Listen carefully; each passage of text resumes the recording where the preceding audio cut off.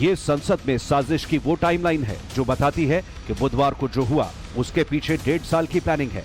अलग अलग ठिकानों पर हुई सीक्रेट मीटिंग्स हैं और मकसद सरकार और देश की छवि को नुकसान पहुंचाना है। शुरुआती जांच में सामने आया है कि संसद की सुरक्षा में सेंध लगाने की स्क्रिप्ट ललित झा नाम के शख्स ने तैयार की थी और फिर उसी ने 13 दिसंबर का दिन सेलेक्ट किया। पुलिस की जैसे जैसे जांच आगे बढ़ रही है तो पता लगा है कि ये जो पूरी प्लानिंग थी, करीब 1.5 साल पहले की प्लानिंग की गई थी और एक पूरा प्लान बनाया गया था, एक ऐसा प्लान बनाया गया था जिसके तहत ये संसद में आसानी से घुस सकें। इसके लिए इन्होंने पता रेकी भी की थी और मनोरंजन को ये काम दिया गया था। मनोरंजन ने कई बार संसद भवन के इर्द गिर्द उसको देखा गया है, वो खुद पहुंचा है, ऐसा पुलिस ने की जांच में सामने आया है। हालांकि सवाल यह है कि क्या ललित झा ही सारे आरोपियों का मीडिएटर है या फिर कोई और पूरी साजिश का मास्टरमाइंड है। क्योंकि मार्च महीने के बजट सत्र में मनोरंजन ने संसद भवन में रेकी की थी। संसद में एंट्री करते हुए जूते चेक होते हैं या नहीं, तब मनोरंजन ने यही जाना था। इसके बाद जुलाई महीने में सागर शर्मा ने संसद भवन के बाहर की रेकी की थी। तब सागर शर्मा ने संसद भवन के बाहर सिक्योरिटी की पूरी स्टडी की थी। किस सांसद से पास मिलेंगे और कैसे मिलेंगे, इसके लिए भी बहुत मंथन किया था। और फिर संसद के बाहर स्मोक स्टिक को शूट करने वाले ललित झा ने कुछ वीडियो अपने पार्टनर नीलाक्ष को भेज दिए। पुलिस सूत्रों का दावा है कि ललित ने ही प्लानिंग के साथ सबके मोबाइल अपने पास रख लिए थे। ये मोबाइल पूरी साजिश को डिकोड कर सकते हैं।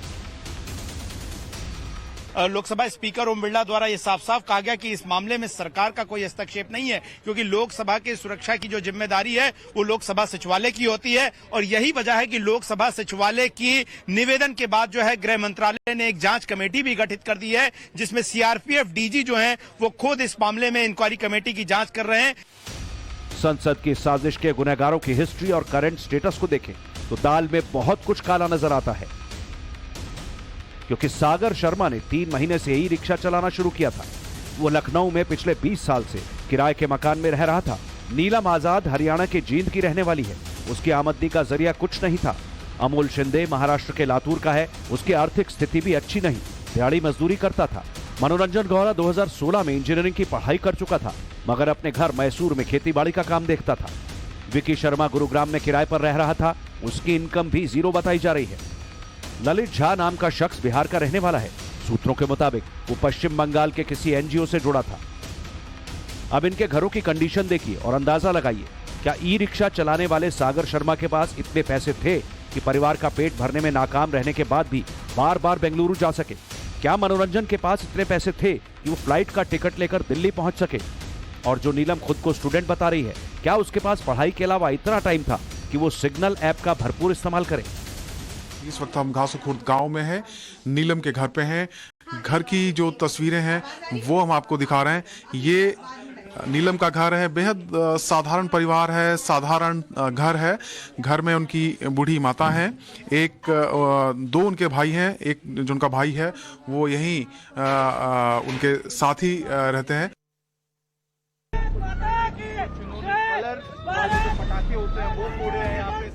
संसद के बाहर नारेबाजी करने वाली नीलम के कई वीडियो ऐसे सामने आए जिसमें उसे आंदोलन जीवी का नाम दिया जा रहा है।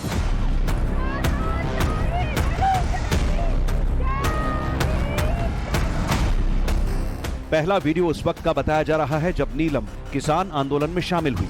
दूसरा वीडियो हरियाणा के तत्कालीन खेल मंत्री संदीप सिंह सैनी के खिलाफ हंगामे का है। सरकार की ई टेंडर पॉलिसी के खिलाफ भी नीलम ने नारेबाजी की थी।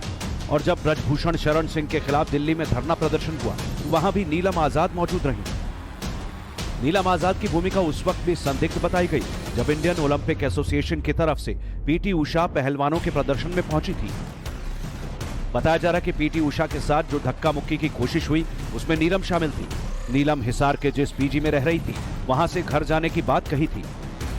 अब नीलम संसद की साजिश को लेकर पकड़ी गई तो घर वाले अलग अलग दलीलों के साथ सपोर्ट कर रहे हैं। एक हिसाब से तो ठीक मानती हूँ, जो बेरोजगारी का हिसाब तो उसकी मुद्दा उठाया गया, नारे लगाए गए, मैं ये गलत नहीं मानती। जायज मानती हैं आप इसको? हाँ, जायज मानती हूँ। तो बेटी के समर्थन में है आप? बेटी ने ठीक किया? बेटी ने इस हिसाब से तो ठीक किया है। अगर इन पे पहले कोई मुकदमा दायर है फिर आप इस पे वो धारा लगा सकते हैं, लेकिन उन्होंने सिर्फ प्रोटेक्ट किया है और सभी का अधिकार है। अगर कोई नहीं सुनेगा या तो बंदा कोर्ट में जाएगा या फिर संसद में जाएगा, क्योंकि रोड पे तो आते हैं ये MLA मंत्री आते हैं, ऐसे हाथ करके निकल जाते हैं, कोई नहीं सुनता। नीलम के लिए उसके गांव में खाप पंचायत भी हुई, जिसमें उसकी करतूतों पर पर्दा डालने की कोशिश हुई। खाप पंचायत ने मांग की नीलम को फौरन रिहा करना चाहिए, नीलम पर लगाई गई युवापा की धारा वापस ली जाए, पूरी घटना को सिर्फ रोजगार से जोड़ा जाए। जो समाज में हो रहा है ये इसकी हम भर्त्सना करना चाहते हैं, क्योंकि कोई भी अधिकार शिक्षा का हो, रोजगार का हो, पोषण पालन का हो, सभी व्यक्ति विशेष का होता है, लेकिन उसकी दुखी प्रताड़ित होकर आदमी अगर हर एक विधानसभा और संसद की तरफ जाता है तो ये भी एक विचारणीय विषय है। राजनीतिक लोगों को सोचना चाहिए।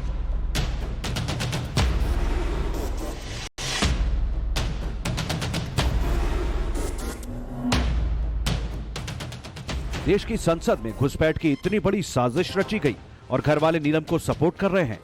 सवाल यह है कि क्या नौकरी की मांग को लेकर सुरक्षा के साथ खिलवाड़ करना उचित है? जो सागर शर्मा स्पीकर की बेंच की तरफ भाग रहा था, उसके घर वाले नीलम की तरह उसका समर्थन नहीं कर रहे। हर किसी की जबान पर यही है कि सागर किसी की साजिश में फंस गया है। लड़का सीधा था, मैं कैसे यकीन कर लूं कि ये कैसे पहुंच गया, कि इसमें जरूर किसी का हाथ है। उतनी हिम्मत नहीं उस लड़के में, जिसकी एक कंप्लेंट तक नहीं है आज तक, तो इतना बड़ा कांड करना कोई आसान नहीं है। इसमें जरूर किसी को उसको फंसाने का हाथ है। लगता वो क्योंकि यूं ही नहीं मिला होगा, क्योंकि घूमने की हैसियत नहीं है। हो सकता फेसबुक वगैरह, व्हाट्सएप, फेसबुक वगैरह पर दोस्ती जैसे लोग कर लेते हैं, ऐसे ही मुलाकात हुई होगी। नहीं, इतना घूमने के इतने पैसे छोटे आदमी के पास कहाँ आएंगे। सागर शर्मा को लेकर इन्वेस्टिगेशन में सामने आया कि वो अपने पिता के साथ परिवार का बमुश्किल गुजारा करता है। इसके लिए 3 महीने से ई रिक्शा चलाना शुरू किया। खुद का मकान भी उसके पास नहीं। बावजूद इसके 2 साल पहले बेंगलुरु गया था। किससे मिला, क्या बातें हुई, ये कोई नहीं जानता। सागर घर वालों से ये बोलकर दिल्ली आया था कि किसी प्रोटेस्ट में शामिल होना है। देखिए ये पीछे घर है, यहाँ पे सुबह शाम यहीं पे उसकी मौजूदगी रहा करती थी। सामने जो लोग जमा है अक्सर वहां अपने दोस्तों के साथ खड़ा हुआ करता था, लेकिन किसी को अंदाजा नहीं है था कि उसके अंदर चल क्या रहा है, भीतर चल क्या रहा है। सोशल मीडिया अक्सर लोग एक दूसरे की फॉलो करते हैं, लेकिन बहुत ज्यादा लोगों को जानकारी नहीं है कि उसका फेसबुक पर भी अकाउंट है, वो इंस्टा भी चलाता है और इंस्टा पर सिस्टम के खिलाफ में इस तरह की बातें पोस्ट भी करता है।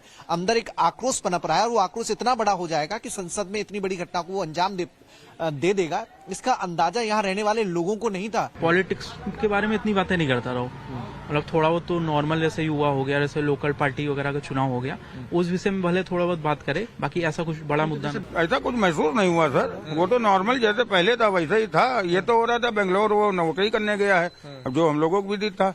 बाकी बेंगलोर से आने के बाद भी ऐसा कुछ उसके बिहेवियर में चेंजिंग नहीं महसूस हुई। नॉर्मल जैसे था वो वैसे जैसे आम इंसान रहते वैसे था ये। बाकी उसके दिल और दिमाग में किसी के क्या चल रहा नहीं, वो पता नहीं लगा सकते, कोई नहीं कर सकता। हम और आपको क्या पता होगा, नॉर्मली बात है।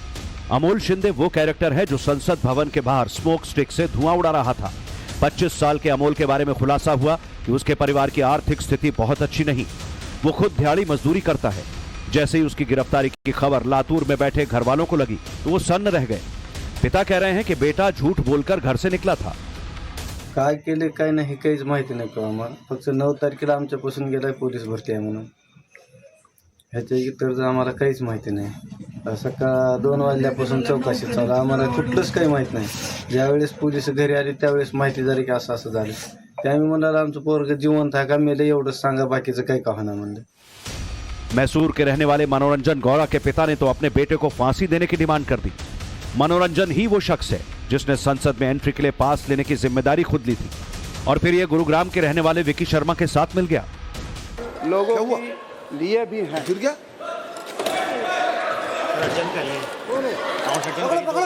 सौभाग्य कार्रवाई।